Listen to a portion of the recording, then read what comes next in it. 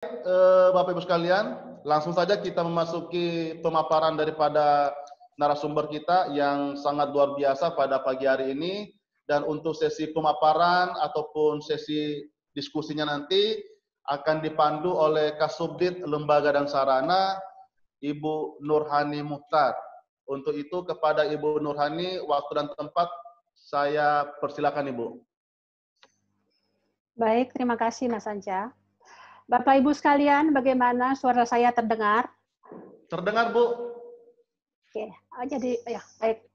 Mohon perhatian untuk semuanya agar fitur video diaktifkan karena di sini tidak berlaku physical distancing Bapak Ibu sekalian. Jadi mohon fitur video diaktifkan dan tidak mengaktifkan mikrofon serta mode share screen-nya. Untuk lebih jelasnya silahkan dibaca di WA Group yang sudah kami kirimkan. Terima kasih. Baik, kita akan memulai acara pada pagi ini. Perkenalkan, saya Nurhani Muhtar. Sebagai moderator akan memandu acara webinar sampai selesai.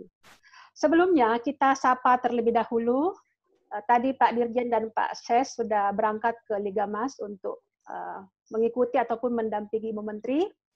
Yang kami hormati Bapak Ibu para narasumber, yang kami hormati Ketua Penyelenggara kegiatan webinar ini, serta Bapak Ibu para peserta webinar sekalian yang kami muliakan.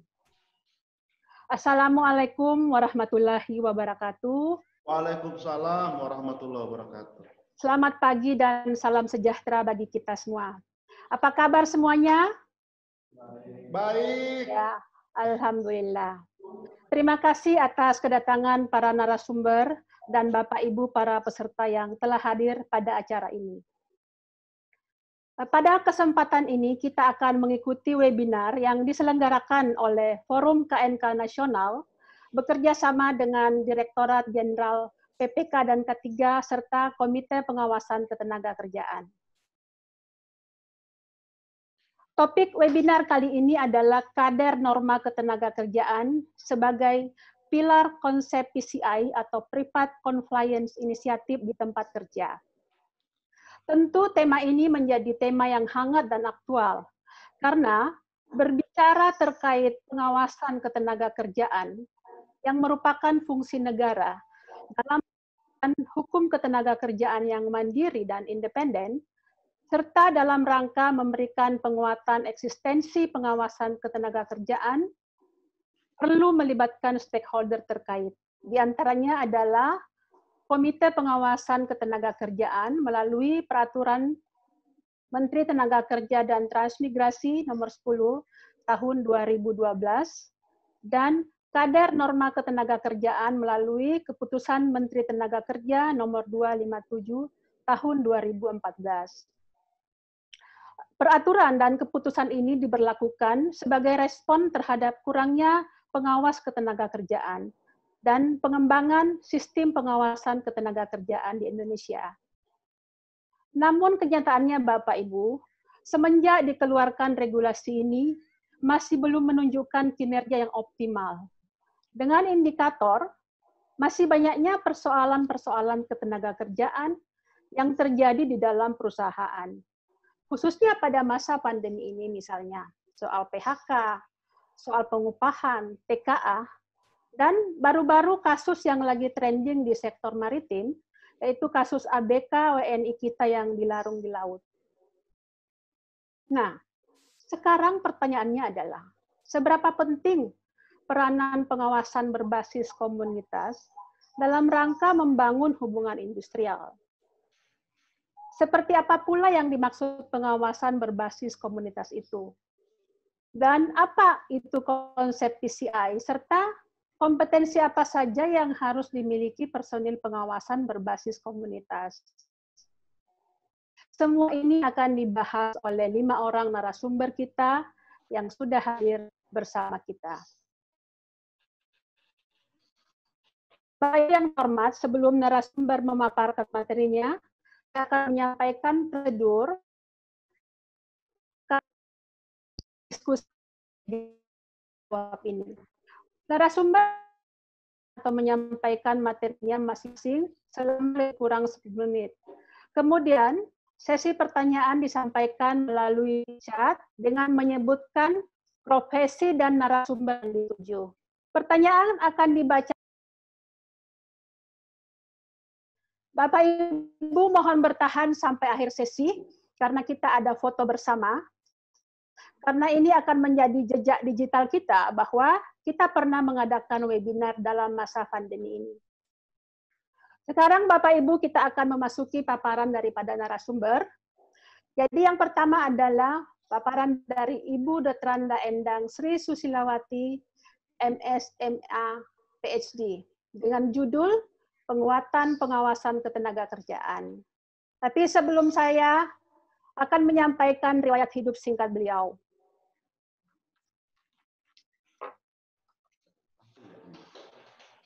Beliau adalah seorang sarjana psikolog dari Universitas Gadjah Mada dan menyelesaikan Master in Development Study di University of East Anglia, UK, tahun 1991. Serta menyelesaikan pendidikan S3, yaitu PhD di Center of Women Studies and Gender Research Monash University, Client Victoria, Australia, tahun 2005. Dan karir akademisnya sebagai peneliti utama pada Pusat Penelitian Ekonomi P2E LIPI, serta saat ini menjabat sebagai Wakil Ketua Komite Pengawasan Ketenagakerjaan periode tahun 2020 sampai 2021. Kepada Ibu Endang Sri Susilawati kami persilahkan dengan hormat untuk menyampaikan materinya. Waktu lebih kurang 10 menit. Silahkan, Ibu.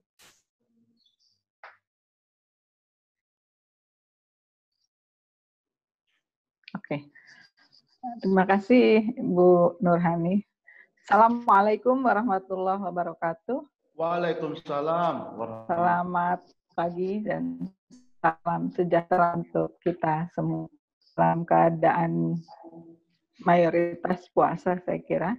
Jadi nanti kalau sampai agak kering kali ya, bisa sampai sore. Nah, baiklah, saya akan memulai basa-basi. Kok basa-basi? Biar santai dikit ya, Bu Moderator. Siap.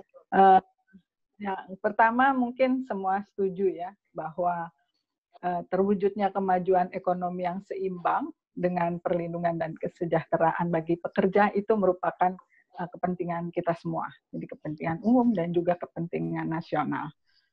Pertumbuhan ekonomi dan investasi tentu saja merupakan salah satu faktor penting dalam perluasan penciptaan lapangan kerja. Saya rasa semua setuju ya, seperti itu. Nah, kita tahu krisis ekonomi di Asia pada akhir tahun 1997 berdampak pada menurunnya kinerja industri manufaktur terutama. Banyak industri yang kolaps, mengurangi produksi, bahkan relokasi ke negara lain. Sehingga banyak terjadi pemutusan hubungan kerja di sektor industri. Nah, kini atau sekarang krisis ekonomi terjadi lagi. Dan mungkin lebih parah dengan adanya pandemik COVID-19 yang telah menghantar negeri tercinta kita ini sejak 2 bulan terakhir ini ya. Nah, kondisi ini menyebabkan pengangguran yang semakin meningkat dan bahkan kalau sebelum-sebelumnya ya, krisis ekonomi justru membangkitkan banyak pekerja di sektor informal yang walaupun umumnya produktivitas kerjanya rendah. Nah, kini mereka sendiri pun kehilangan pekerjaan. Sehingga tentu saja hal ini menambah barisan pekerja dan penduduk miskin. Samping itu, kasus pelanggaran Undang-Undang Ketenagakerjaan, yaitu Undang-Undang 13/2003, yang undang-undangnya itu sendiri pun masih terus saja diperdebatkan sejak dilahirkan sampai sekarang. Ada juga Omnibus Law yang sekarang ini nampaknya selalu muncul saja permasalahan dan semakin merebak. Jadi pada tataran implementasi banyak sekali ketentuan dalam undang-undang tersebut yang sulit dilaksanakan. Sehingga tentu saja terjadi banyak pelanggaran oleh berbagai pihak. Nah, hal ini menjadi hambatan untuk membina hubungan industrial yang harmonis antara pengusaha dan pekerja. Jadi undang-undangnya masih menuai terus kontroversi karena beberapa ketentuannya dianggap memberatkan pemberi kerja atau pengusaha, tetapi di sisi lain ada ketentuan yang dianggap kurang memberikan perlindungan dan kesejahteraan bagi pekerja. Nah, demi terlaksananya iklim investasi usaha yang kondusif dalam hubungan kerja yang harmonis, kita harapkan undang-undang, peraturan-peraturan, dan norma-norma yang ada dapat dilaksanakan dengan baik. Kepada para pelanggar, tentu saja dapat dilakukan sanksi hukuman yang setimpal dan tidak ada pihak-pihak yang dirugikan. Untuk itulah kita perlu adanya pengawasan. Namun permasalahannya, di samping minimnya anggaran dan ketersediaan tenaga pengawas, yang sebetulnya ini juga sudah merupakan cerita lama, itu masih menjadi salah satu kendala dalam melakukan pengawasan. Seperti kita tahu, hanya ada 1.600 pengawas sekitar itu ya, malah sekarang kurang dari itu, saya kira karena banyak yang sudah pensiun, itu mengawasi sekitar 130-an juta pekerja dan sekitar 26,7 juta perusahaan. Data persisnya saya kira di Kemenaker masih terus berubah juga. Namun tetap saja bahwa ini perbandingan yang tidak rasional. Sebagai dampaknya, banyak kasus pelanggaran akibat dari penegakan hukum yang kurang efektif. Seperti tadi telah disampaikan oleh Pak Ketua dan juga Pak Arman waktu membuka, untuk itulah kemudian diterbitkan Permen 10 tahun 2012 tentang Komite Pengawas Ketenagakerjaan. Telah disampaikan juga bahwa komite ini lembaga yang non-struktural, yang terdiri dari unsur pemerintah, serikat pekerja, serikat buruh, organisasi pengusaha, dan juga pemangku kepentingan lainnya. Nah, pada 2 tahun lalu, itu permennya 2012, tapi terbentuknya komite mulai 2 tahun yang lalu. Jadi periode pertama 2 tahun yang lalu untuk 2 tahun anggaran. Itu terbentuk yang tadi Pak Arman sampaikan, ada 19 anggota ya. Nah, pada periode kedua ini, 2020-2021, komposisi komite pengawas diharapkan semakin kuat. Karena tidak hanya dari tadi serikat pekerja, serikat buruh, unsur pemerintah dan organisasi pengusaha, dan juga telah ada akademisi, tapi telah ditopang lagi oleh unsur penting lainnya. Penting saya kira yang ini semakin kuat. Ada tadi sudah sampaikan, ada dari kepolisian, ada Kejaksaan Agung, ada Asosiasi Pengawas Ketenagakerjaan Indonesia itu sendiri, dan yang marak kasusnya seringkali kita dengar belakangan ini itu di kemaritiman. Jadi ada Kesatuan Kemaritiman Kelautan dan Perikanan Indonesia. Nah, Komite Pengawasan Ketenagakerjaan ini diharapkan melakukan pemantauan, memberikan masukan, saran, dan pertimbangan kepada Menteri atas pelaksanaan pengawasan ketenagakerjaan. Jadi yang dimonitor, dipantau adalah pengawasan ketenagakerjaan, bukan kasusnya, karena kasusnya itu yang memantau adalah pengawas. Yang kali ini akan dibantu oleh KNK. Nah, oleh karena itu, Komite Pengawas Ketenagakerjaan memiliki 4 poin tugas yang penting. Yang pertama, memberikan masukan kepada Menteri dalam menyusun dan menetapkan kebijakan pengawasan ketenagakerjaan. Kemudian mengumpulkan dan menganalisis data sebagai bahan pemberian saran yang berkaitan dengan pengembangan sumber daya manusia dan peningkatan kinerja pengawasan ketenagakerjaan. Yang ketiga, memberikan saran dan pertimbangan dalam mewujudkan pengawas ketenagakerjaan yang mandiri dan profesional. Yang terakhir, yang keempat, menyampaikan adanya indikasi pelanggaran peraturan perundang-undangan ketenagakerjaan kepada unit pengawasan ketenagakerjaan. Jadi betul-betul komite ini adalah untuk penguatan pengawasan ketenagakerjaan, begitu. Sistem kerjanya seperti sudah ditayangkan dari tadi ini, dari komite kita mendapatkan masukan ya, atau kita mendapatkan temuan dari lapangan, dari yang kita dengar gitu, adanya indikasi pelanggaran. Nah, komite mengakomodasinya dengan melakukan rapat ya, dengan tujuan menganalisa data dan bahan-bahan yang masuk. Nah, khususnya yang dibahas adalah apakah kekurangan-kekurangan yang ada dalam tim pengawas itu sendiri. Apakah SDM-nya, kelembagaannya, sistem pengawasannya. Nah, hal ini kemudian akan menjadi atensi yang disampaikan kepada menteri. Yang tentu saja menteri akan berkoordinasi atau menindaklanjutinya pada tim teknis terkait dan melalui Ditjen Binwasnaker dan K3. Namun demikian dapat juga dari komite ini memberikan langsung kepada Ditjen. Komite akan terus memantau bagaimana tindak lanjut atas atensi yang disampaikan itu.